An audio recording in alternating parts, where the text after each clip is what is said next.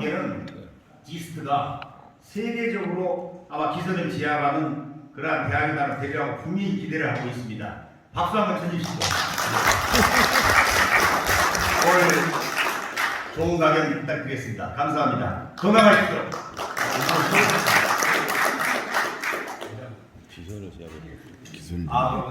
좋은 소식입니다. 우리 DK 김봉원 회장님께서요 11월 20일 날 한국 경영사학회에서 수여하는 창업 경영자 대상을 받게 됩니다. 우리 모두 축하해 주시죠.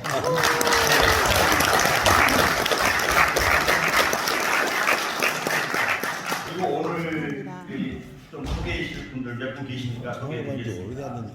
현대 안수식회사 김우열 회장님. 안녕하십니까. 반갑습니다. 반갑습니다. 매트라이프 생명의 박명희 대표님.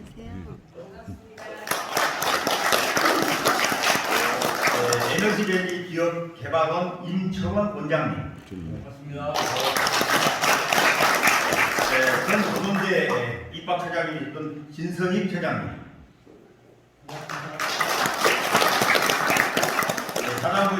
사단법인 한국미래행정연구원 장효순 소장님. 사단법인 한국생명사랑재단 김동화 이사장님. 반갑습니다. 인프와이즈의 김중현 대표님.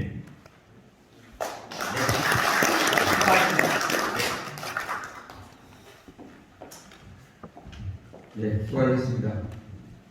금일 포럼은 인공지능 시대 과학기술 교육이라는 주제로 좋은 말씀을 해주실 연사님으로 김기선 총장님을 모셨습니다. 김기선 총장님의 프로필을 소개 올리겠습니다. 총장님께서는 서울대에서 전자공학 학사 석사를 거쳐 미국 난가주 대학에서 전기전자공학 박사학위를 취득하셨습니다. 박사학위 취득 후 텍사스 휴스턴의 슬럼버제 연구소에서 근무하던 중 귀국을 하셨습니다. 주요 경력은 지스트 개업멤버로서 현재까지 26년간 재직하고 계신 총장님은 전기전자 컴퓨터공학부 교수, 초고속 네트워크 연구센터장, 연구처장, 산업협력단장, 교학차장 등 주요 보직을 역임하셨습니다. 총장님 취임 전까지 한너해양정보통신센터장, 고령하천화사업 지원센터장, 전자전 특화연구센터장을 맡아 지역중심 대형 융합기술 R&D 및 산업현장수통에 매진해 오셨습니다. 현재는 지스 총장으로 계시면서 AI 산업에 대한 지대하신 관심과 열정은 강주시가 글로벌 AI 도시로 성장하는데 크게 기여하시리라 확신합니다. 바쁘신 일정에 불구하고 귀한 시간을 할애해 주신 김기선 총장님을 큰 박수로 영광으로 모시겠습니다.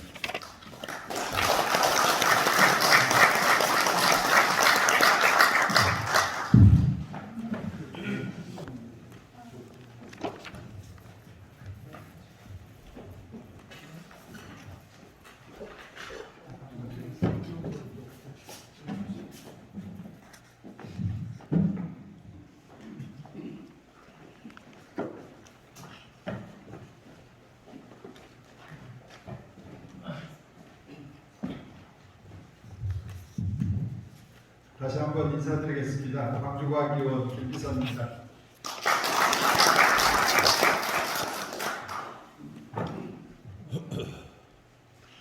제가 항상 강의를 시작하기 전에 오늘 배워가야 될 한 가지가 뭔가 요점 정리를 하면서 강의를 시작합니다. 오늘은 제 강의 내용은 우리 주변에서 계속 얘기가 나오고 있는 AI 시대, 또 4차 산업혁명 시대, 또 초인류 시대, 이런 여러 가지 용어들이 많이 있는데 그런 용어 속에서 우리가 무엇을 해야 될 것인가, 어떻게 생각하면 상세한 내용이 아니라 개념, 철학을 잡으려고 하는 강의를 오늘 제가 하고자 합니다.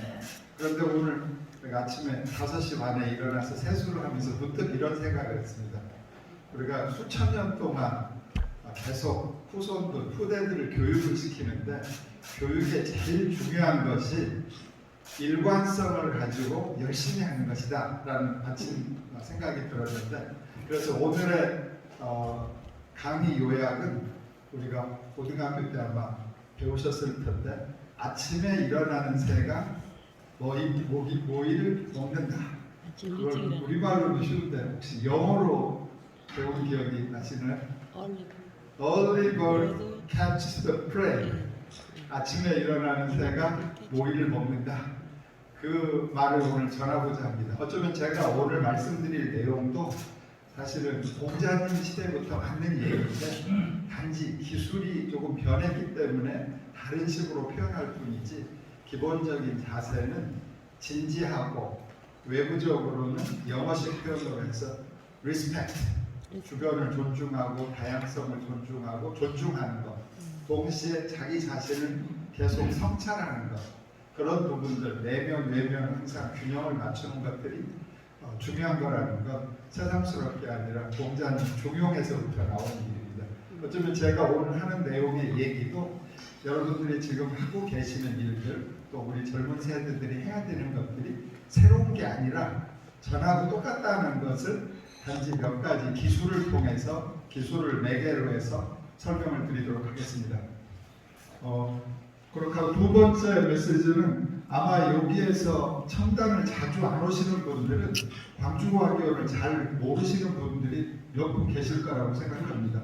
다시 한번 제가 강조를 하는데 광주과교원 주차요금도 안 받고 학교가 항상 열려 있으니까 오시면 환영하고 또 특히나 오늘 오신 분들은 제가 이렇게 만났다는 인연으로 오셔서 불쑥 총장실에 들르면 차 한잔 대접하는 여유를 갖도록 하겠습니다.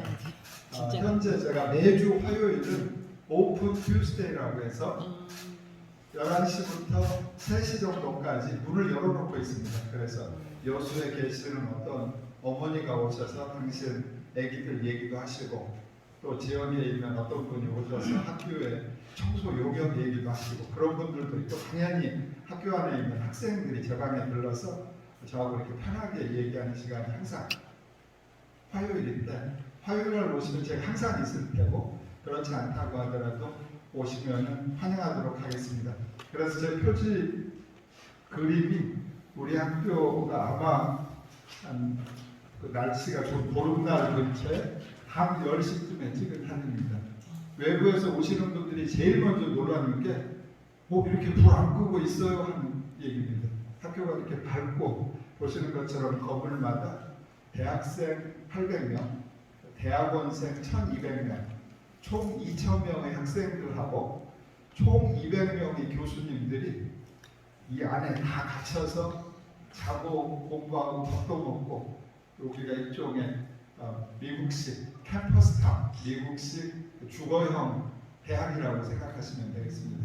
그래서 물론 여기에 당연히 학부형들도 계시고 또 미래 학부형들도 계실 텐데 항상 학교를 잘 활용하시고 학교가 만들어진 목적이 이 지역에 기여하라고 만들어진 거기 때문에 저희가 역할을 잘 할 수 있도록 와서 커멘트를 해주시면 저희가 일하는 데 힘도 없고 또 방향을 잡는 데도 도움이 많이 될 것 같습니다.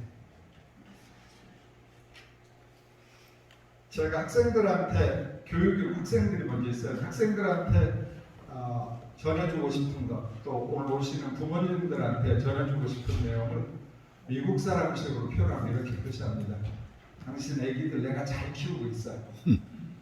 공자님도 아마 안가라던가 그 주변에 있던 자기 제자들 엄마 아버지한테 얘기했을 텐데 잘 키우고 있어요라는 말이 굉장히 필요한 말이고 어쩌면 교육에서의 기본이 가족처럼 어머니 아버지를 대신해서 잘 키우고 있어요 라는 말이 Your children in good hand, 내가 잘 좋은 손에 데리고 있다 라는 뜻인데 뭐 하기 위해서 목표는 글로벌 과학기술 지도자를 만드는 것입니다.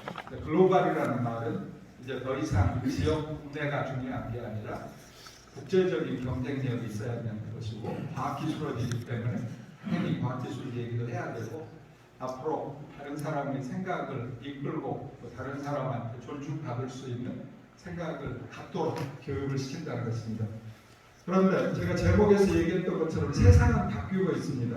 2000년 전 독자 시대하고 지금하고 당연히 바뀌고 있고 100년 전하고 지금이 당연히 바뀌고 있는데 그러면은 지금 우리가 세상이 바뀐다는 걸 먼저 알고 그 바뀌는 속에서 어떻게 아기들을 교육을 시켜야 될 것인가를 고민해야 되는데, 불과 2년 전만 하더라도 4차 산업혁명이라는 말이 온통 신문을 뒤덮었는데 지금은 4차 산업혁명이라는 단어가 안 보입니다. 이 어떻게 보면 언론하는 분들의 그 용어, 단어에 우리가 약간 왔다 갔다 하고 있는 중인데 다 같은 뜻으로 생각을 하시면 되는데, 이런 일들이 왜 생겼는가, 거기에 핵심이 뭔가, 뭐가 변하지 않는 건가 하는 것을 이해를 하는 게 필요하고, 이해를 잘하기 위해서는 인공지능이 어려운 기술로 얘기하기 전에 중학생 인공지능이 뭐예요? 우리가 뭘 고민해야 돼요? 하고 질문을 했을 때 뭔가 설명할 수 있는 기본적인 것을 우리가 알고 있는 게 필요할 것 같아서 인공지능의 현실에 대해서 제가 말씀드리고, 결국에는 인공지능이 사람을 앞서갈 거라는 것에 대해서는 많은 사람들이 예측하고 있습니다. 그러면 인공지능이 인간을 앞서가는 시대, 그때 나타나는 사람 보고 아마 지금 현재의 사람을 호모 사피엔스라고 한다면 그때는 아마도 리암 사피엔스, 초인류라고 부르게 되는데, 초인류 시대에는 인간하고 AI가, 인간보다 더 훌륭한 AI가 어떻게 살 것이냐, 이런 고민을 해야 될 것 같습니다. 당연히 국가는 이런 큰 장기 계획을 세우고 있기 때문에 우리나라의 2045년 과학기술 계획에 대해서 페이지를 좀 정리를 해봤고요.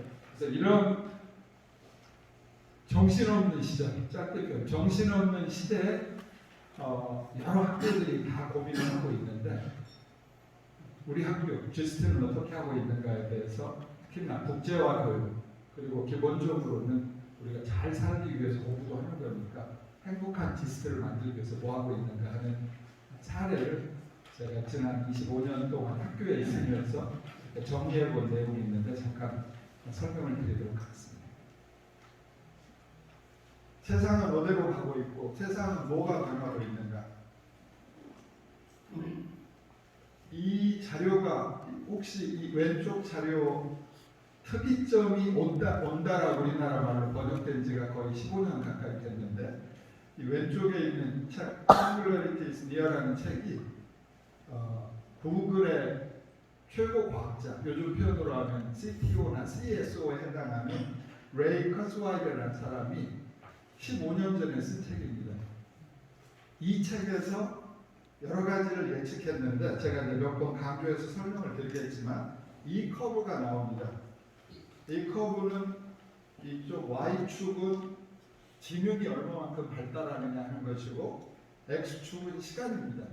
여기 커브가 두 개가 있는데 시간이 지나면 지날수록 여기 녹색처럼 사람들도 점점점 지능이 발전합니다. 우리가 고등학교 때 배웠던 수학보다 지금 고등학생이 배우는 수학이 훨씬 어렵습니다. 그걸 쉽게 이해한다는 뜻은 지적 능력이 계속 조금씩 변하고 있는데, 지금 여기가 잘려서 잘 안 보이는데 여기가 2000년이고 여기 2020년 정도 됩니다.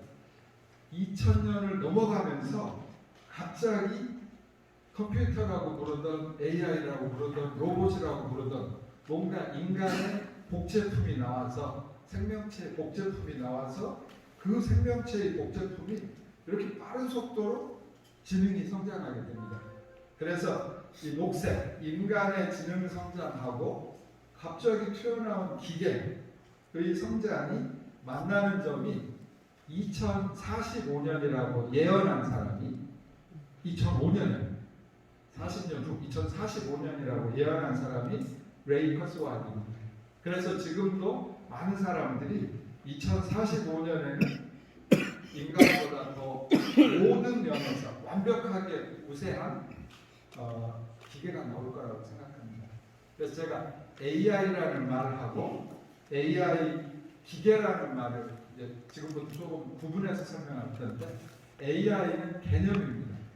AI라는 말을 이해하기 위해서는 AI가 인공지능이니까 먼저 지능이라는 말이 뭔가 하고 좀 정리해야 되는데, 사람이 지능이 있다. 그럼 그 사람의 고유한 특성입니다. 개미가 지능이 있다. 개미도 걸어다니고 움직일 수 있으니까 모든 생명체는 기본적으로 고유 기능이 있는데 그걸 지능이라고 합니다. 그런데 안타깝게도 지금까지는 우리는 우리 인간의 지능이 뭔지, 개미의 지능이 뭔지를 막연하게만 알고 있었습니다. 여러분들이 지능이라고 하면 아마 제일 먼저 머리에 딱 떠오르시는데 IQ. 얘가 IQ가 90이다, 100이다, 110이다.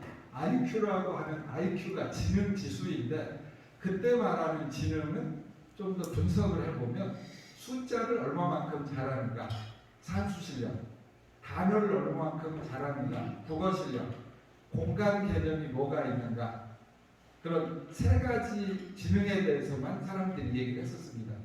그건 예전에 독일에서 독일 사람들이 굉장히 이렇게 객관적으로 일을 잘하니까 어떤 업무를 배분해주기 위해서는 IQ에 따라 사는 게 좋겠다. 그래도 단순한 일을 잘하는 사람은 단순한 일을 맡겨야 되고 또 복잡한 일을 잘하는 사람은 복잡한 일을 맡겨야 되니까 잘잘못을 떠나서 뭔가 특성을 가지고 역할을 배분해준다는 뜻으로 IQ 테스트를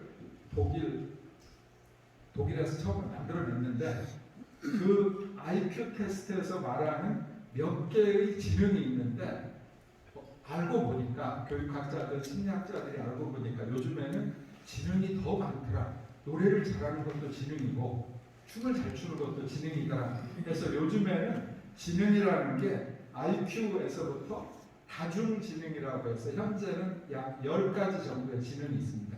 흥미롭게도 당연히 IQ에서 얘기하는 숫자 능력, 공간 능력, 언어 능력이 기본인데 몸을 쓰고 노래를 하고 이런 문화 예술 쪽의 지능도 그 다음에 밝혀진 인간의 고유한 특성이고 가장 최근 들어서 밝혀진 것은 사회 능력도 지능이라는 겁니다.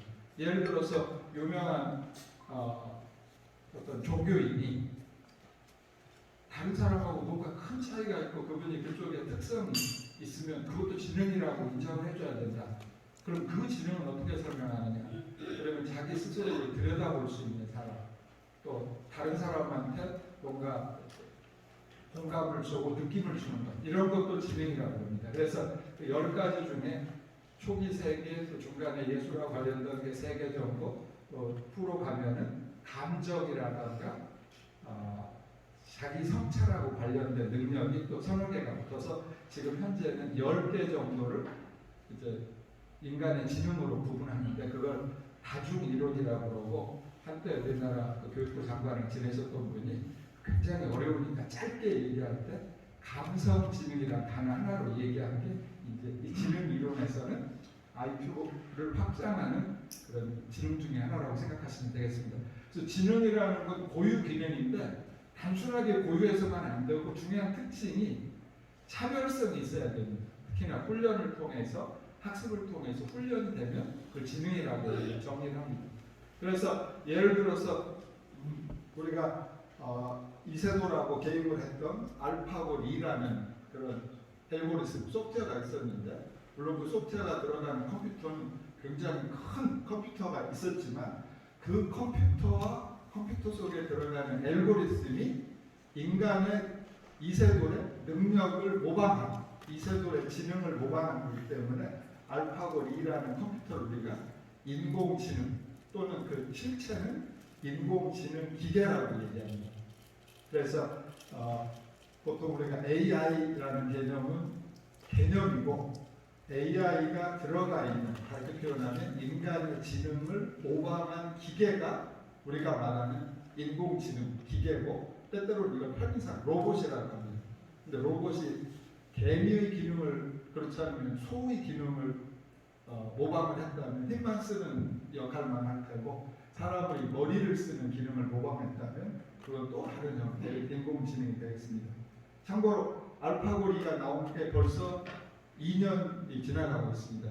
혹시 그 사이에 우리 바둑 하시는 분들, 바둑 좋아하시는 분들은 이세돌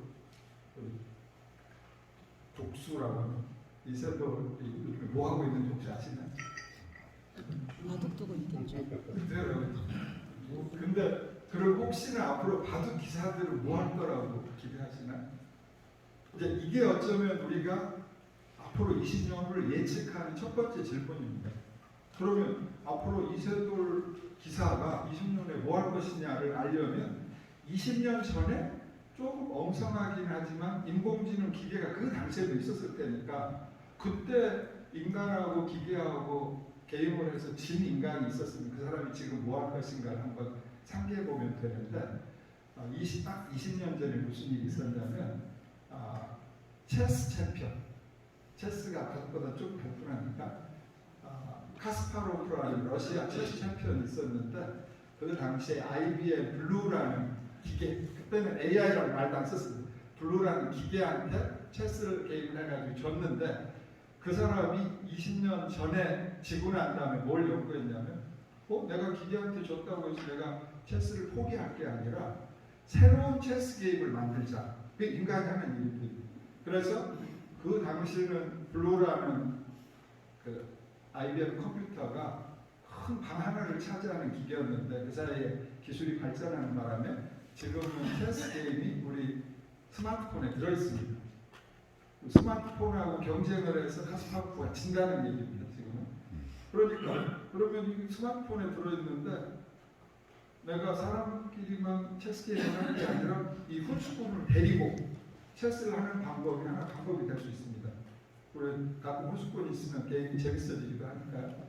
그래서 새로 만들어진 게임은 그 이제 enhanced chess라고 해서 e-chess라고 그러는데 새로 만들어진 체스 게임은 후수꾼을 기계로 가지고 사람 후수에도 괜찮아. 기계로 가지고 의사결정은 사람이 하는 겁니다. 그래서 중요한 건 인공지능이 진화하는 과정 중에 기계하고 그 순간은 졌다고 하더라도 사람이 빨리 그 상황을 파악하고 기계를 동료로서 도구로서 이용할 수 있으면 또 인간은 그 기계로 발전한다라는 게 어쩌면 우리가 체스 게임을 통해서 이미 익힌 것입니다. 그러면 이제 그런 상황에서 학교에서는 뭘 교육을 시켜야 되는 건가? 체스를 가르치는 것만 가지고는 충분치 않으니까 뭔가 더 추가적인 거 배워야 되겠다는 걸 여러분이 먼저 예상을 하실 수가 있겠습니다. 그래서 아까 서론에도 잠깐 말씀드렸지만 2045년에 이제 인간의 모든 지능, 인간이 가장 아무리 영장이라고 했을 때 모든 생명체, 특히 인간의 모든 기능을 모방을 하는 걸 넘어서서 추월하는 그걸 전문 용어로는 굉장히 강력한 AI, strong AI라고 하기도 하고 그때 이 사람은 비욘드 사피엔스 시대가 올 거라고 예측을 하는데 이제 이걸 위해서 무슨 문제를 고민해야 되느냐 그럼 당연히 어떻게 발전해야 될 것인가부터 먼저 알아야 될 것 같습니다. 그래서 우리가 잘려가지고 제목이 이상하게 생겼는데 그래서 제일 먼저 AI가 지금 하고 있는 일이 뭐냐를 먼저 잠깐만 생각을 해보겠습니다. 어떤 의미에서는 긍정적인 얘기입니다. 이미 이번 코로나19 사태를 통해서 사람들이 움직이지 않을 때 많은 경제 지수가 내려갔지만 2배씩, 3배씩 돈 번 회사들이 있습니다. 비대면 사업자들. 그 중에 대표적인 사업자가 아마존입니다. 아마존이 예전에는 인터넷 책가게였는데 요즘에는 국산 라면을 포함해서 모든 것들을 배송을 해주고 특히나 도심에서는 드론을 이용해서 실시간으로 배송을 해주는 서비스를 해주고 있습니다. 이런 코로나19 같은 위기를 기회로 만든 아마존 같은 경우가 왜 성공하게 됐느냐? 그러면은 그 도시에서 그 많은 요구가 있을 때 사람 하기에는 너무 힘에 부치고 시간도 많이 필요하고 손도 많이 필요한 것을 기계를 통해서 해결해냈습니다. 그걸 단순한 기계라고 생각하는 게 아니라 이 하나하나가 사람처럼 어쩌면 우체국에 있는 사람들처럼 일을 해서 이런 서비스를 해내고 그 결과 결국 아마존이 2배, 3배로 규모가 커지게 되게 되는데 그 속에 들어있는 인공지능 운송 로봇이 대표적인 최근에 우리가 느끼는 AI의 성공 사례이고 여러분들이 나중에 찾아보시면 중국에서는 인공지능 의사가 나타났습니다. 의사는 어떻게 나타나냐? 우리도 의사가 되기 위해서는 실기시험하고 필기시험을 봐야 되는데 로봇이 시험을 봐서 합격했습니다. 그런데 이 로봇은 혼자 하는 의사 역할을 못합니다. 그래서 이미 중국에서는 이 로봇은 조수로 쓸 수 있다까지 되어 있습니다. 여러분들 아시는 IBM 왓슨 같은 경우도 우리나라에서 길병원에서 초기 도입해가지고 아주 홍보를 잘했는데 왓슨을 컴퓨터이기 때문에 컴퓨터 프로그램 한 명이 꼭 옆에 있어야 운영이 됩니다. 의사들이 회의할 때 왓슨 컴퓨터하고 오퍼레이터, 엔지니어 한 명이 같이 붙여서 회의하는데 요즘에는 이제 세상이 좋아져서 의사 선생님들을 좀 싫어하시는 얘기지만 중요한 수술 결정은 가족들을 하고 여러 전문의들이 모여서 같이 회의하는데 거의 대부분 어떤 분 98%라고 98% 케이스가 AI 의견을 따른다고 그러면 98% 의사결정하면 나머지 의사들이 0.5%씩밖에 의사결정을 못한다는 뜻입니다. 즉 이런 세상이 이미 와 있습니다. 또 코로나19 백신이 많은 사람들이 언제 백신이 만들어지나 걱정했는데 보통 백신을 만드는데 10년씩 걸렸습니다. 지난 백신들. 그래서 아직도 메르스 백신 같은 경우 존재하지 않습니다. 아직도 연구 중입니다. 근데 갑자기 코로나19 백신이 1년 만에 튀어나오는 이유가 뭐냐? 미국에서 제일 큰 AI 컴퓨터는 가끔 이름을 AI 데이터 센터라고 합니다. 계산 기능도 있지만 동시에 엄청난 데이터를 처리해야 되기 때문에 AI 데이터 센터라고 하는데 오크리지라는 미국 연구소에 있는 그 컴퓨터가 돌아서 우리가 뒤져야 되는 백신이라는 건 뒤져가지고 찾는 거거든요. 뒤져야 되는 게 10,000가지가 있는데 10,000가지를 1,000가지로 줄인 역할을 했습니다. 그리고 10,000가지를 다 뒤지려면 10년이 걸리는데 기계가 10분의 1로 줄였으니까 1년이면 개발을 하게 되겠습니다. 그래서 우리 주변에는 이미 이렇게 사람이 시간을 들이고 머리를 짜내서 해야 되는 일들을 엄청나게 많은 부분을 AI, 인공지능이 대체를 하고 있습니다.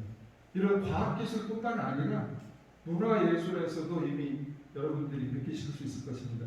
우리나라에는 꽤 많은 스포츠 기사가 사람이 쓰지 않는다는 걸 알면 여러분들이 깜짝 놀랐을 거예요.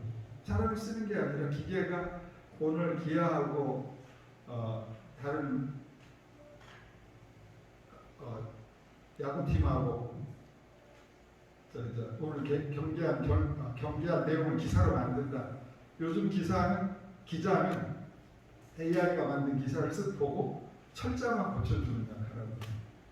그 정도로 벌써 AI가 인간의 장문 능력을 따라갔다는 것이고 AI가 만든 영화도 있고 그림도 있고 가깝게는 우리 학교에도 AI 작곡가가 있습니다. 나중에 여러분이 이봄이라는 작곡가를 만나시게 될 텐데 제가 제 얼굴을 이렇게 갖다 대면은 제 얼굴을 딱 읽고 오늘의 표정을 보고 10초 만에 노래 하나 만들어주세요. 사실은 오늘 제가 그걸 들려드리려고 했는데 여기는 안타깝게도 음향시설이 안 돼 있는데 그래서 자기가 좋아하는 음악이 있으면 얼마나 좋겠습니까? 그 음악이야 뭐 아무거나 만들면 되니까. 올해가 베토벤 탄생 200년이 되는 올해 12월 200년 탄생 200년인데 베토벤이 죽기 직전에 만들었다고 하는 교향곡 10번을 AI가 만들어가지고 버전 여러 가지가 있습니다. 여러분 인터넷에서 베토벤 교향곡 10번 치면은 베토벤이 처음 한 2, 3분 만들어놨는데 그걸 30분짜리로 AI가 만들고 있습니다. 그걸 우리가 인터넷에서 들을 수 있습니다. 이렇게 문화예술 문제, 우리가 사람이 감정적인데 그건 이제 옛날 얘기고 이제 AI고 감정적인 문화예술을 만들 수 있습니다. 이런 정도가 아니라 우리가 지구에 대해서 걱정을 하는데 지구가 과연 좀 존재할 것인가, 지구의 미래에 대해서 걱정하는데 이런 부분들도 현재 AI가 꽤 많은 답을 찾아내고 있습니다. 제가 여기 제목만 보여드리는데 나중에 인터넷에서 아일로라는 걸 한번 찾아보시면 이런 장난감 로봇, 한 1m가 좀 안 되는 로봇인데 이 로봇이 자폐아들 간호 로봇입니다. 자폐아들이 뇌사진을 찍어보면 너무 머리가 좋아서 보통 우리가 뇌세포가 이렇게 나뭇가지처럼 막 엮여 있는데 정상인의 2배, 3배로 나뭇가지가 더 촘촘한 애들이 자폐아들입니다. 자폐아는 어떻게 얘기하면 천재들입니다. 근데 천재이기 때문에 보통 사람하고 행동이 달라서 간호사들이 제일 싫어하는 게 자폐아입니다. 들어가면 갑자기 돌발적인 행동을 하니까. 그래서 자폐아는 이미 의학적으로 많은 부분이 이해가 됐지만 대책이 없는 병 중 하나였는데, 이 마일로 같은 장난감을 만들어서 이 마일로는 자기 스스로 먼저 얘기합니다. 애기한테. 보고 너 왜 왔니? 그렇게 먼저 얘기를 합니다. 애기가 앉으면 또 악수도 하고, 애기가 또 자폐아를 코를 잡아다닌다든가 그래도 잘 참으면서 얘기를 합니다. 근데 이렇게 좋은 AI를 만들었는데 이제 문제는 여기서부터 나타납니다. 이 AI 기계라는 건 처음에 첫덩어리를 사람들이 훈련을 시키는 거기 때문에 훈련을 잘못시키면 이상한 말을 하게 됩니다. 우리가 보통 챗봇, 얘기하는 집에 있는 네이버에서 나온 챗봇부터 시작한 여러 가지가 있는데, 이런 게 가끔 훈련을 잘못해가지고 이상한 욕을 하고 그래서 시장에서 퇴출된 기계도 많습니다. 사실은 알고 보면 사람의 문제인데, 그런 사람의 문제가 결국 기계에도 그대로 전이가 된다는 것입니다. 그러면 더 근본적으로 사람이 윤리적이냐? 우리가 2000년 동안 계속 교육받으면서도 아직도 윤리적이지 못한 이유는 근본적으로 사람이 윤리 문제가 있다는 문제입니다. 그래서 이런 문제는 공학 문제 이전에 이미 철학하시는 분들 고민을 많이 한 문제입니다. 그 대표적인 것이 이런 트롤리 딜레마라는 거죠. 전차 딜레마입니다. 그래서 제가 혹시 잘 모르시는 분을 위해서 이 그림 가지고 설명하면, 전차가 이렇게 가고 있는데 지금 원래 이 반드시 가는 길입니다. 근데 전차가 고장이 나서 서지 못하고 가야 됩니다. 근데 이 길에는 사람이 5사람 있고 이 길에는 사람이 1사람이 있는데, 의사결정하는 사람, 이 사람이 어떻게 해야 윤리적이냐 하는 문제를 먼저 우리가 풀 줄 알아야 됩니다. 가만 놔두면 5사람이 죽고 밀면 1사람이 죽게 되는 상황입니다. 그럼 여러분 어떻게 하시겠습니까? 5사람을 살려야 되나? 1사람을 살려야 되나? 근데 뉴욕타임스한테 물어보니까 85명이 1사람을 살리고 5사람을 죽이는 쪽으로 선택했습니다. 왜 그러냐? 인간의 머릿속에 들어있는 생각에 이 3가지 원리, 윤리에 대한 3가지 원리가 있는데, 하나는 자기가 행동을 해서 무슨 변화가 있으면 윤리적이지 않다고 느끼는 것입니다. 밀면은 분명히 1사람밖에 안 죽는데 밀었다는 행동 때문에 자기가 죄의식을 갖게 된다는 거예요. 그래서 그런 행동하는 것, 또 내 의도대로 뭘 좋은 뜻이든 나쁜 뜻이든 의도하는 것, 또 내 손이 직접 가서 뭔가 일이 벌어지는 것, 이런 문제가 아주 기본적인 윤리 문제입니다. 그런데 사람조차도 이런 윤리 기준이 애매한데 어떻게 우리가 기계한테 윤리를 얘기할 수 있는가? 이 문제가 지금 제일 큰 문제여서 지금 광주과교원도 올해부터 AI 대학원을 이제 정부에서 지정받아가지고 매년 50명씩 뽑는데, AI 윤리 과목이 2과목이 있습니다. 하나는 AI 법윤리, 하나는 AI 윤리. 거기에서 이런 계속 논의를 합니다. 답도 없지만 논의를 합니다. 그래서 뭔가 우리가 우리 생각을 정리할 수 있다면 그렇게 사람 기준으로 뭔가를 만들어야 된다 하는 것입니다. 잠깐 그 사람 문제로 들어가기 전에, 그래서 요즘에는 AI가 단순하게 지능을 복사하는, 생명체의 지능을 복사하는 게 아니라 AI를 좀 더 다른 개념으로 생각합니다. 첫 번째 AI는 지능이 이리저리 Artificial Intelligence가 아니라 Amplified Intelligence라고 합니다. 내가 원래 인텔리전스가 있는데 그 중에 하나가 힘을 잘 쓰는 게 내 인텔리전스였는데, 로봇팔이 있어가지고 잘 쓰면 그것도 AI다. 그래서 AI는 어떤 분은 Amplified Intelligence를 하려는 사람도 있고, 더 심각한 사람은 좀 어려운 용어인데 내면 성찰, Augmented Introspection, 내면 성찰을 AI라고 하는 사람이 있습니다. 그래서 인간이 자기 얼굴을 보면서, 외형을 보면서 내가 동물하고 다르네, 나는 처신을 잘해야 되지 하고 했던 그런 거울의 교훈처럼 AI를 디지털 도울이라고 자기 내면을 들여다보는 로봇이 하는 행동을 보고 로봇의 윤리관을 보고 인간이 어떻게 윤리 개념을 가져야 되는가 하는 그런 고민을 해야 된다는 생각도 있습니다. 당연히 우리나라도 2045년이 이제 멀지 않으니까 2045년에 대해서 어떻게 우리가 과학기술 쪽으로 접근할 것인가 하는 것을 올해 10월 한두 달 정도 사이에 보고서가 나왔습니다. 아마 2045년 미래 전략 수립이라는 책을 여러분이 보실 수가 있을 텐데 거기는 미래 전략 과학기술이라고 했는데 밑에 보면은 이게 과학기술 얘기가 아니라 결국에 우리가 주장하는 것은 사람들에게 살고 잘 살고 하는 것에 대한 해답을 준비하는 것이 과학기술이다 이렇게 얘기하고 있습니다.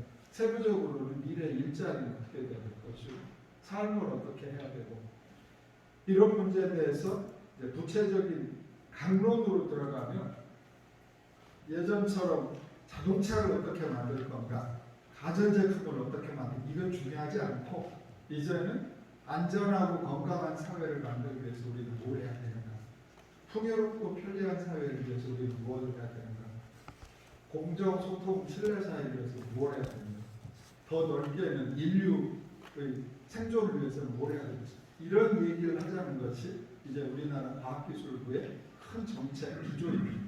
그래서 요즘에 스마트폰은 어디 들어가느냐 제가 전공이 전자공학이고 스마트폰을 만드는 사람이기 때문에 스마트폰 어디 들어가느냐 그러면 스마트폰을 단순한 기계로 생각하는 게 아니라 사람들이 공정하게 소통하고 전화기가 있기 때문에 더 신뢰할 수 있는 그런 기계를 만들어야 된다 해서 이 질문에 해당하는 저 속에 들어가는 세부 요소 기술이고 우리가 고민해야 될 것은 그런 부분에 대한 가치 또 그런 부분에 대한 미래를 고민해야 된다는 것입니다.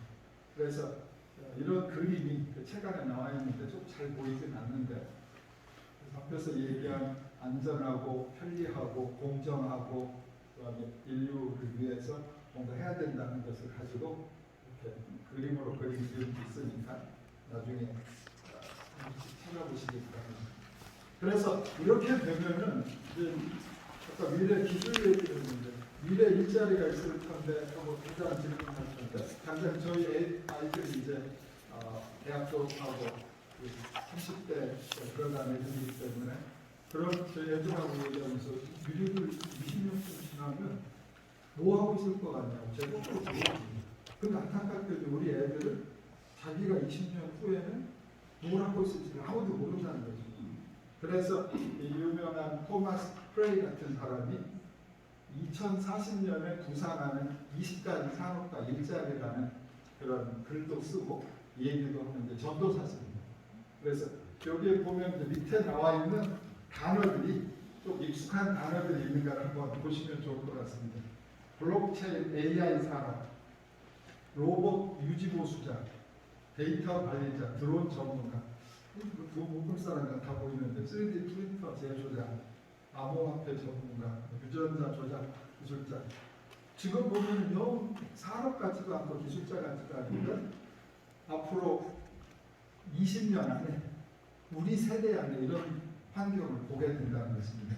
그래서 이제 오늘 여기 이렇게 계신 기업체에서 오신 분들은 이런 부분에 대한 말 그대로 묵상도 하고 성찰도 해야지 앞으로 짧게는 10년 안에 어떻게 변할 것인가에 대한 고민을 하게 될 것 같습니다.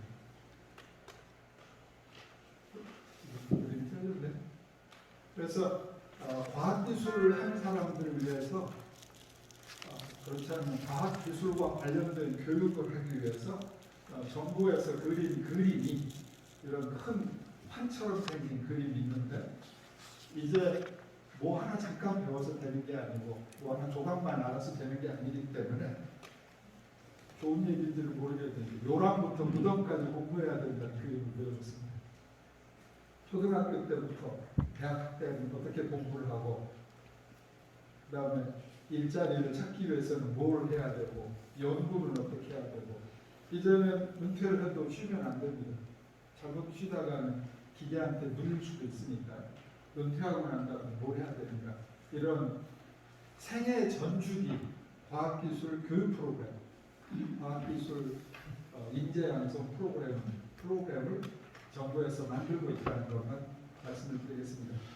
그래서 이렇게 얘기하면은 그건 진짜로 할 일이 많고 우리가 오늘 학교에서 배우는 것은 20년 후에 심하게 표현하면 하나도 쓸모없을 수도 있는데 그 와중에 그 광주과학교는 뭐 하고 있어요? 하고 당연히 제가 질문을 듣습니다.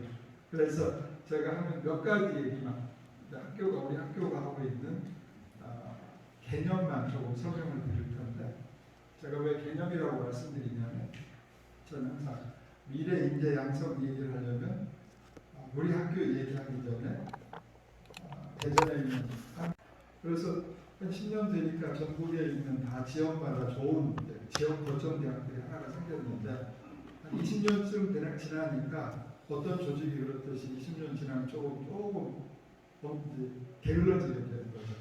그래서 이미 다른 나라들은 산업화가 됐는데 우리나라는 아직도 초과지구도 있고 산업, 특히 공업에 대한 관심이 없기 때문에 46년 플러스 25 하면 71년인데 1971년에 한국과학원이라는 시스템을 미국의 원조로 만들게 됐습니다. 그러면 대전에 있는 한국과학원의 제일 큰 역할은 뭐냐면 서울대학을 포함한 모든 대학들이 대학은 좋은 대학은 상하탑 대학을 유지하는데 전전했는데 그래가지고는 이 대학이 국가에 도움을 안 준다.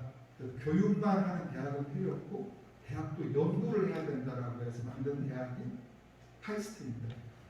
그래서 71년에 카이스트 만들었을 때 외국에서 박사학위를 가진 젊은 교수님들이 오셔가지고 대학원 학생들한테 강의를 했습니다. 서울대학에서는 깜짝 놀랐어요. 대학원 학생들은 그냥 왔다 갔다 하면 조교하다가 전임 강사 교수도 되고 그러는데 이 대학원생들을 학생처럼 강의를 한다는 게 깜짝 놀랄 일이었는데 지금은 우리나라에 있는 200여 개, 300개 가까이 되는 모든 대학이 70년대 카이스트만큼 다 공학교육, 특히 공학교 쪽은 교육을 하고 있고 연구를 하고 있습니다. 그래서 저는 서울대학은 우리나라 대학 교육을 안정화시키는 역할을 하는 일종의 수족관 속의 상어고 카이스트는 우리나라 이공대학이 연구를 하도록 하는 상어 역할을 해서 지금은 모든 학교들이 카이스트처럼 논문도 잘 쓰고 연구도 잘하고 교수님들 표현으로 대학이 평준화된다고 얘기합니다. 제가 말하는 것처럼 이공대학 얘기입니다. 그런데 당연히 70년대 만든 카이스트가 또 한 20년쯤 지나서 90년대가 되니까 카이스트도 좀 게을러졌습니다. 그래서 그때 정부가 가만히 있어 대학이 뭔가 사회에 기여하는 역할을 해야 되는데 새로운 역할을 기대해야 되는데 뭔가 새로 학교를 만들면 어떨까 하고 고민하면서 두 번째 과학기술원 보상으로 광주과기원이 생긴 것입니다. 그래서 광주과기원은 광주가 이뻐서 준 게 아니라 국가가 필요한 새로운 형태의 이공계 대학, 단순한 이공계가 아니라 새로운 형태의 이공계 혁신대학을 만들어라고 장소만 광주에 준 것입니다. 그래서 어쩌면 우리 학교가 지난 20여 년 동안 지역에 좀 최근 들어서 몇 년 동안에 아니다, 그것도 중요하지만 더 가깝게는 지역에서 역할도 중요하다 해서 지금 우리 학교가 약간은 모두를 바꿔가지고 학교의 역할, 책임을 얘기하고 있고 또 큰 그림으로 국가적인 역할을 얘기하고 있습니다. 그래서 제가 작년에 총장이 되면서 이렇게 한번 우리 학교가 방향을 잡아보자 하고 그린 그림인데 제일 가깝게는 우리 학교가 국가에서 이공계 교육으로서 뭔가 모범이 되는 학교를 만들고 우리 모두가 주인이 되는 느낌을 갖도록 하자 그래서 제를 만들어 밑에 있는 게 꼭 우리 학교가 G스트입니다 라는 것부터 시작해서 광주를 스마트 시티로 만들고 광주가 살기 좋은 곳으로 만드는 것이 우리 학교가 하는 역할이다. 그 다음에 국가적으로는 앞으로 우리 학교가 모든 국내의 이공계 대학을 우리 학교처럼 만들어야 된다. 그런 모범 기관을 만들자는 것하고 결국에 이런 것들이 큰 그림으로는 인류를 위해서 하는 거니까 더 큰 꿈을 갖고 얘기하자라는 이 그림을 가지고 학교 소개를 시작하도록 하겠습니다. 그래서 오늘은 교육이기 때문에 연구 얘기는 제가 빼고 교육만 얘기하면 학교에서 하는 크게 큰 특징이 세 가지가 있습니다. 무한도전. 나중에 학교가 없으면 알겠지만 우리 학교 학생들이 맨날 강의만 앉아 있습니다. 실패를 해본 사람이 별로 없습니다. 그런데 실패하지 않고는 배우는 게 없기 때문에 실패해도 좋아. 한번 해봐. 그 프로그램을 무한도전이라는 프로그램을 만들어서 학점도 주고 연구비도 대주고 하는 무한도전 프로그램이 있습니다. 그래서 어떤 학생들은 나는 나중에 가서 멋진 제빵사가 되고 싶은데 빵 연구를 하겠습니다. 오케이. 부모님은 싫어할지도 모르지만 학교에 있을 때 괜찮아. 그런 것들이 대표적으로 무한도전입니다. 또 아시는 것처럼 우리 학교에 유명한 배달 서비스 회사가 하나 생겼습니다. 요즘에 배달의 민족이 국가의 부를 외국으로 빼돌린다고 계속 얘기를 하는데 우리 학교에 배달 서비스 회사는 배달료 무료인 서비스를 하는 회사가 생겼습니다. 학생 대학교 3학년이 창업을 했는데 학교 안에 서비스, 그다음에 카이스트하고 서울대 대학 캠퍼스를 중심으로 서비스를 이제 막 시작한 그런 배달 회사가 있는데 그런 것도 무한 도전이라는 데서 훈련을 하고 학생이 돈 버는 걸 해본 적이 없고 실패해본 걸 해본 적이 없는데 이런 경험을 하게 하는 것이 있고 그다음에 인재 강의라고 하는 것은 우리 학교가 좀 더 혁신적인 강의를 어떻게 할 것인가 또 우리 지역의 현재 숙제인 AI 교육을 어떻게 할 것인가 하는 그런 교육들이 지금 학교에서 하는 특징적인 겁니다. 무한 도전이라는 건 여러분이 아시는 것처럼 이재석 프로그램을 배우고 있습니다. 사실 이재석이 왜 인기가 있느냐? 이게 어쩌면 미래에 남는 가치이기 때문입니다.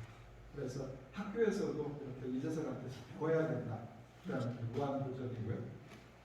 그다음에 미래형 인재 강의 같은 경우는 특히나 요즘에 비대면 수업들이 많이 늘어나는데 우리는 이 준비를 하다가 우연히 코로나를 만났습니다. 그래서 여러 가지 대처를 조금 더 상대적으로 용이하게 할 수 있었는데 여기서 인재라는 말이 우리말로 인재 저렇게 쓴 게 아니라 책에는 나오는데 제가 잘라서 안 보여드립니다. 우리 학교 GST가 주고하는 혁신적인 교육이라는 거 영어로 줄여서 인재라고 만들었습니다. 그래서 기본적인 교육은 뭔가 도전적이고 혁신적인 걸 하자는 건데 원래 94년에 우리 학교 만들어졌을 때 학교의 제일 큰 숙제 중에 하나가 우리나라 이공계 대학들이 국제화가 안 돼 있다. 우리 동네에서는 잘하지만 국제 경쟁력이 없다는 것이 우리 학교한테 주어진 숙제고 임무였습니다. 그래서 학교를 어떻게 국제화시킬 것이냐 하는 것이 우리 학교 교육의 또 하나 중요한 특징입니다. 그래서 당연히 정부가 얘기하는 것 세계적인 경쟁력을 갖춰야 된다라는 그 이슈를 이제 학교가 실현하기 위해서 몇 가지 대표적인 프로그램이 있습니다. 하나는 세계에서 제일 잘하는 학교하고 경쟁을 하려면 거기 가서 배워야 되고 모방을 해야 된다는 것입니다. 그래서 지금 이공계 대학의 대표적인 양대 산맥이 미국에 있는 MIT하고 미국의 칼텍이 있는데 우리는 미국에 있는 칼텍하고 10년 전부터 학생 교육, 교수 공동 연구를 추진하고 있고 올해부터는 MIT하고 연구를 하기 위해서 정부를 설득해서 예산을 받았습니다. 그래서 칼텍 MIT하고 같이 협력하는 학교. 거기에 제일 중요한 것들은 학생들이 참가해야 되는데 여름방학에 한 달씩 두 달씩 학생들이 방문 연구 작업하고 또 그러다가 그쪽에서 공부를 계속하는 학생들이 있습니다. 그리고 특히나 요즘에는 대기업에 취직하는 것보다 작은 기업이라도 자기 스스로 리더가 되도록 하는 그런 창업 교육이 중요한데 창업을 하기 위해서 이스라엘에 있는 여러 기관들하고 같이 학점 교육도 하고 방문도 하는 그런 프로그램들이 우리 학교가 자랑하는 프로그램입니다. 상세한 것은 마지막 페이지에 보면 저희 학교 유튜브 링크 같은 게 있으니까 보시면 될 것 같아요. 근데 이런 얘기를 하다 보면 학생이 공부만 해도 힘들어 죽겠는데 이걸 다 해야 되니까 결국 제일 중요한 것은 학교를 행복하게 만드는 것, 이게 제일 어려운 것 같습니다. 공자님 시대부터 숙제인데, 그래서 결국 행복하기 위해서는 행복 점수를 게임처럼 많이 따는 게 아니라 자기 자신을 들여다보는 게 행복이다. 자기 자신이 얼마만큼 잘하고 있는가를 인정받는 게 행복이다. 그래서 우리 학교에서는 10년 이상 사회공헌단이라는 걸 만들어서 학생들이 지역에 있는 아동 학교나 지역에 있는 커뮤니티하고 접할 수 있는 면접을 많이 넓혀주고 있는데, 근데 이런 일들이 아직은 숫자가 적기 때문에, 학생 수가 적어 숫자가 적기 때문에 잘 안 보이는데, 저는 이런 것들이 조금 더 대학 간의 협력도 일어나고 뭔가 이런 것들이 학교의 교육 연구 이외의 기능으로 자리 잡아야지 결국 학생들이 조금 더 자기 중심적으로 행복한 학교가 되지 않는가 하고 계속 지원하고 있는 프로그램이고요. 또 하나는 학생들, 우리 학생들은 100%다 기숙사에 살고 있는데, 결혼한 학생들까지도 결혼한 사람 집이 따로 있습니다. 패밀리 하우징이라는 기숙사가 따로 있어서 애기들까지 학교에서 살고 있는데, 학교가 행복해야 되는데 어떻게 할 것이냐를 가지고 고민하고 있습니다. 그래서 학생들만 기숙사에 있는 게 아니라 기숙사 사감처럼 생긴 분이 사감이 아니라 아버지처럼 할 수 있도록 기숙사 관리 시스템이 있는데, 이 시스템은 영국의 오래된 기숙학교 시스템을 배워가지고 시도를 하고 있는데, 사실 이런 부분들이 비용이 굉장히 많이 드는 부분입니다. 아직은 성공적이지 못하지만 지금 열심히 노력하고 있다는 거 말씀을 드리겠습니다. 그럼 제가 이제 학교에 대한 큰 키워드만 몇 개 말씀드렸는데, 그래서 모든 게 뭔데 항상 우리는 결과적으로 평가를 하게 됩니다. 그래서 제가 사람들 얘기를 몇 사람을 해야 되는데, 나중에 우리 학교에 오시면 우리 학교가 탈퇴비라든가 연구 잘하시는 분들하고 연구를 하면서 여러분들이 왔다 갔다 하시는데, 요즘에는 데스크탑 컴퓨터라고 굉장히 큰 컴퓨터, PC가 예전에 중형 컴퓨터, 대형 컴퓨터라고 큰 컴퓨터가 갑자기 PC로 바뀌게 되는 데는 몇 사람이 큰 기여가 있었습니다. 그 중에 한 분이 그린버그라는 교수님인데, 이 그린버그라는 교수님이 마그넷 저장장치, 우리가 얘기하는 하드디스크의 컨셉을 바꾼 분입니다. 그걸로 2007년에 노벨상을 받으신 분인데, 이분이 우리 학교에 교수님 한 분하고 둘이 연구소를 만들어서 학교의 노벨센터를 제일 먼저 만드신 분입니다. 근데 안타깝게 지금은 돌아가셨는데, 이분 말고도 6분의 노벨 수상자들이 학교에 왔다 하시면서 일을 하시는데, 그분들의 흔적이 있습니다. 그래서 학교가 단순하게 교육 연구만 하는 게 아니라 어린아이들, 또 어린아이들 키우는 부모들, 또 할아버지들이 오시면 뭔가 과학관처럼 모티베이션이 될 수 있는 여러 가지 전시실도 운영을 하고 있습니다. 근데 이분이 노래를 굉장히 좋아하셨습니다. 제가 어떻게 그런 멋진 마그네틱 스토리지 시스템을 생각하셨어요? 물리는 수학하고 똑같아요. 내가 이 기타는 잘 못 치지만 줄을 딩 하고 치면 모든 사람들이 소리가 아름답다고 생각하는데 아주 잘 못 치지 않아요. 이런 느낌을 가지고 물리를 아름답게 풀다 보니까 그 멋진 아이디어가 생겼어요 하고 수업을 하시는 분입니다. 그래서 어떻게 생각하면 우리는 수학하면 물리하면 어려운 이론만 생각하는데, 항상 감상을 가지고 젊은 사람, 선생님, 배우는 사람, 가르치는 사람이 소통을 해야지 교육이 된다는 것을 몸으로 보여주셨던 분입니다. 근데 이분 말고도 또 나머지 5분의 노벨 수상자들이 지금도 방문하시면서 학교하고 좋은 관계로 연구도 하고 교육도 하시고 있으니까 기회가 되시면 오시라고 말씀드리고, 선생님만 그렇게 혁신적인 게 아니라 올해 학생들 몇 명 제가 얘기를 하면 5명쯤 얘기하는데, 물론 시간이 거의 다 돼서 1명을 줄였는데, 올해 여기 마지막 글이 짧은데 하버드 대학에 장학금을 받고 유학 간 학생이 한 명 있습니다. 도대체 이 학생이 광주과교원에서 무슨 일이 있어서 그런 일이 벌어졌느냐? 그럼 이 학생 자기 SNS 홈페이지에 가보면 이렇게 설명이 되어 있습니다.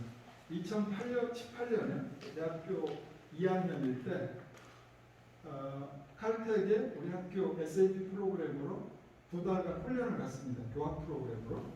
거기 가서 재밌게 얘기를 하고 일하고 또 그해 겨울에는 호주에 가서 또 무슨 연구를 했습니다. 그래서 호주에 가서 연구를 할 때 그 팀이 연구를 잘하는 팀이었든지 그 팀에서 네이처라는 연구하는 사람들한테 꿈의 잡지인데 네이처의 연구자로 같이 이름을 쓸 정도로 나름 기여를 했습니다. 그래서 그게 신문에도 나오고 그랬는데 그리고 또 1년 있다가는 이때는 펄스라고 호주의 서쪽에 있는 대학에 갔고 또 멜번에 가가지고 또 한 3개월 일을 했습니다. 이렇게 돌아다니면서 학교가 만들어준 네트워크를 통해서 공부를 하다 보니까 지난 3월 달에 정확하게 2020년 2월에 졸업했을 때 여러 학교에서 좋은 장학금 오퍼를 받았습니다. 그래서 저희도 이 학생은 어디로 갈까 궁금했는데 역시 학생들한테 하버드가 좋은 대학인가 보다.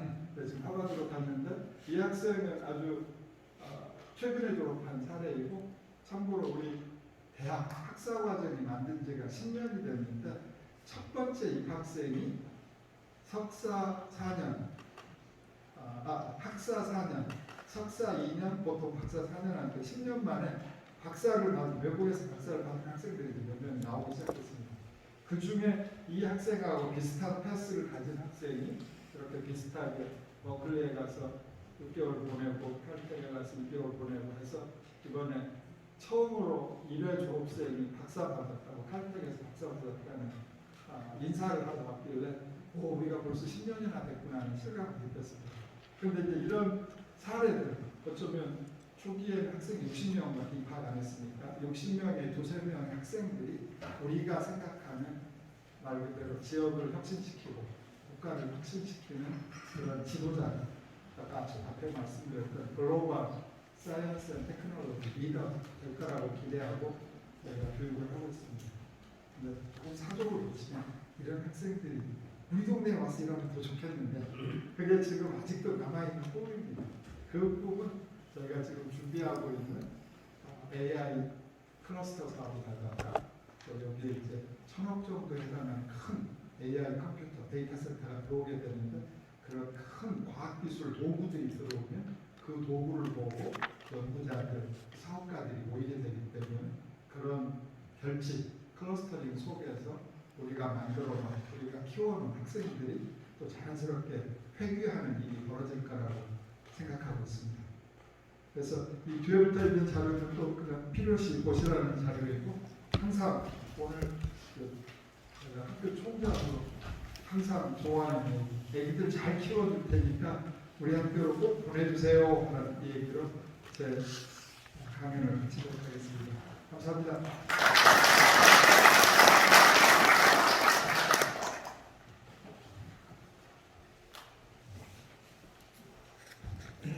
혹시 질문도 있으신가?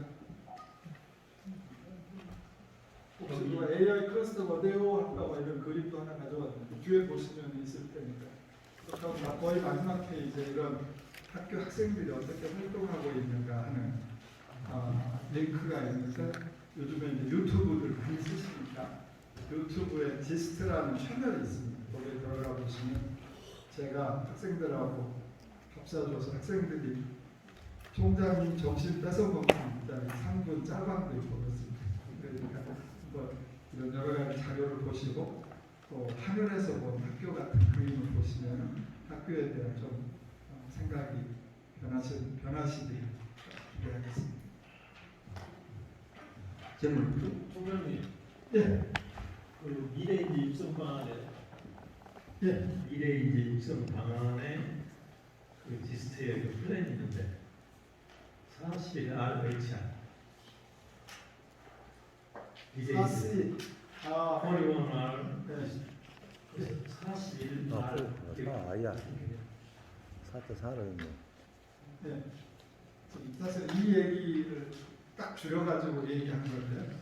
그래서 그런 교육 이론에서 나온 용어이기 때문에 앞으로 과학기술이 어떤 방향으로 가야 될 것이냐 하는 것은 교육학자들, 교육심리학자들이 많이 얘기하는 것 같습니다. 그래서 결국에 뭐가 중요하냐? 1번이 문제를 잘 푸는 게 중요합니다. 문제.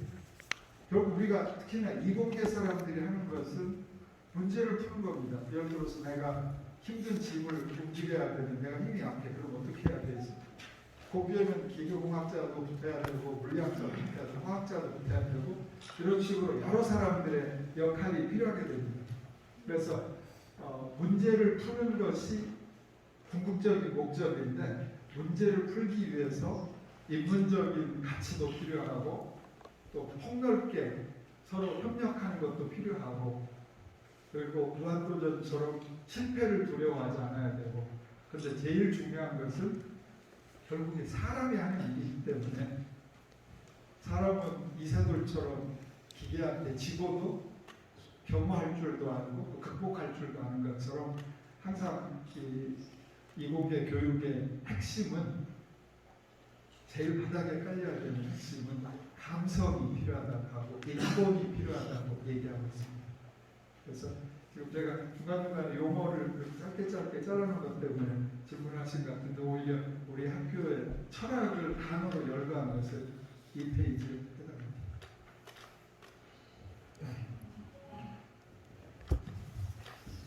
예, 오늘 강의 좋아하셨죠? 네. 오늘 명강의를 해주신 김기선 총장님께 다시 한번 뜨거운 박수 부탁드립니다.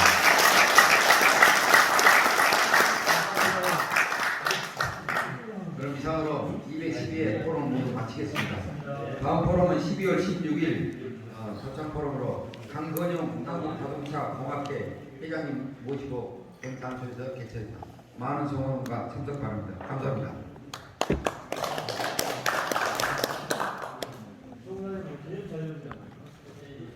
마지막으로 기념 촬영 하도록 하겠습니다.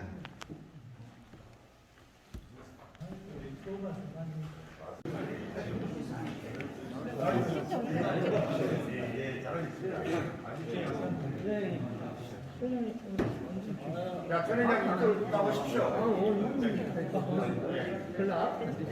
가야 사진을. 들어오세요.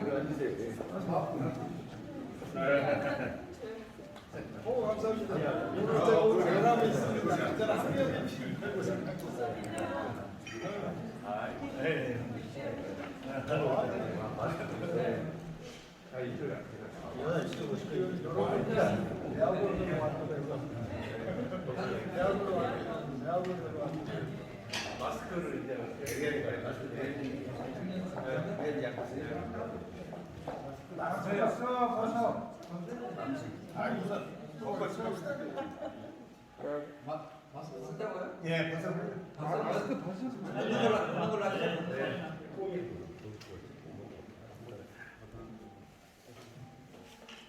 찍습니다. 하나, 둘. 아이고 놀래라. 찍습니다. 하나, 둘.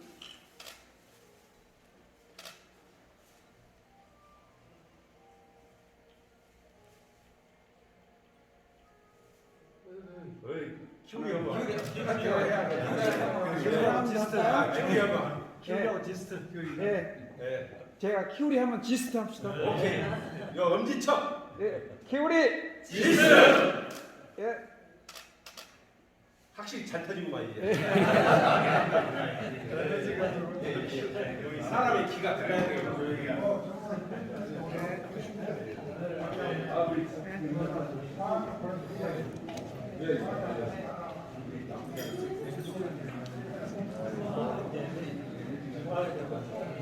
나오셨습니까? 이제.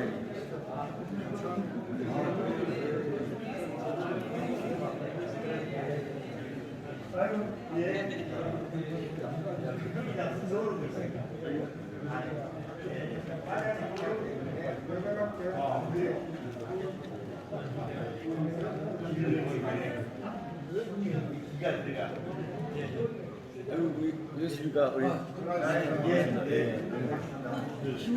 기가 들어가서 우리 집 하나만 되지. 우리가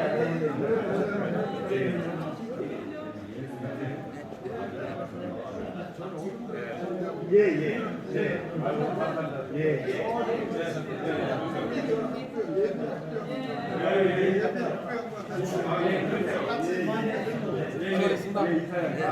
자, 이 마스크를